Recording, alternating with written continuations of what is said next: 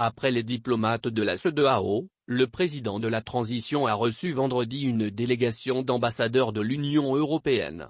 Le colonel Mamadi Doumbouya a expliqué à ses interlocuteurs les raisons qui ont poussé les militaires à renverser le régime d'Alpha Condé. Ces dernières années, le pouvoir d'État a été personnalisé et l'administration publique politisée, la justice était instrumentalisée, les droits et libertés publiques confisqués. L'appauvrissement des populations s'est accentué par des mesures inopportunes.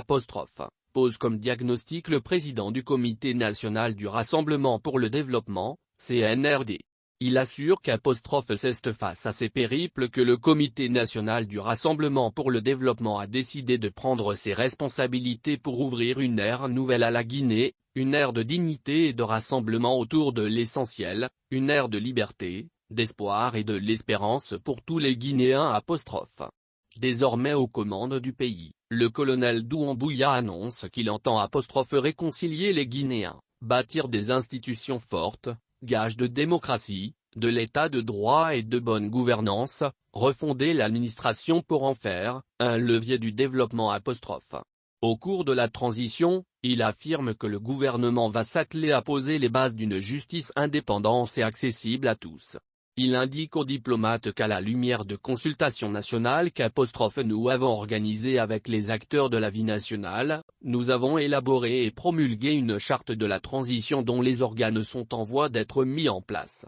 Nous sommes conscients que la question de la durée de la transition cristallise les débats et les attentions. Sur ce sujet, rassure-t-il, je voudrais réitérer que notre volonté ferme et inaltérable est de mettre les Guinéens ensemble pour décider de l'avenir qu'ils souhaitent pour leur pays et des fondations irréversibles qui doivent être posées. C'est en tenant compte de cette exigence qu'un chronogramme réaliste et consensuel sera élaboré avec l'ensemble des forces vives du pays. Annonce-t-il, précisant que dans cette œuvre, il s'attend au soutien de l'Union européenne.